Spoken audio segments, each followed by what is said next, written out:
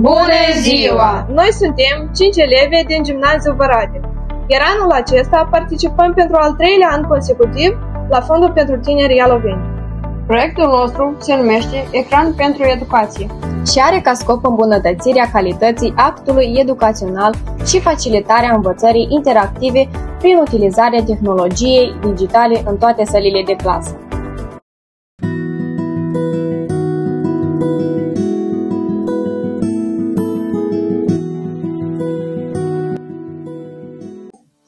Ce probleme întâlniți dumneavoastră în clasă referitor la tehnologiile digitale? În zilele noastre, tehnologia digitală joacă un rol tot mai important în educație.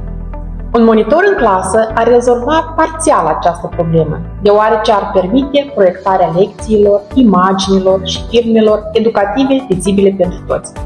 Prin urmare, prezența unui ecran în sala de clasă ar aduce multiple avantaje. Lecțiile ar deveni mai interactive, mai atractive și mai ușor de înțeles. Elevii ar putea învăța prin imagini, experimente. Mulțumesc!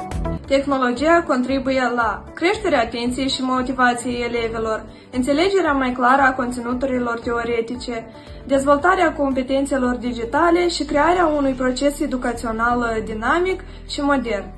Proiectul Ecran pentru Educație reprezintă un pas concret spre digitalizarea școlii și o investiție în viitorul copiilor din comunitatea noastră.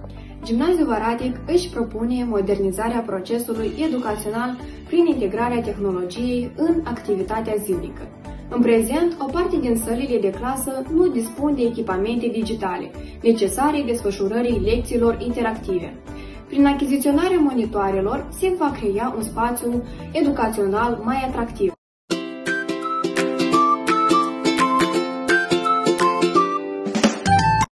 Cum crezi? Care vor fi avantajele unui monitor mai mare în clasa voastră? Îmi doresc ca pe viitor să activez în domeniul digitalizării. Cu ajutorul lui am putea urmări lecții video, prezentări, experimente și exemple practice, care ne vor motiva să învățăm mai mult. Consider că un televizor în clasă nu este doar un obiect modern, ci o poartă spre viitor, care ne pregătește pentru meseriile de mâine. Mulțumesc! Ecran pentru Educație, un pas spre viitorul copiilor din Văratic.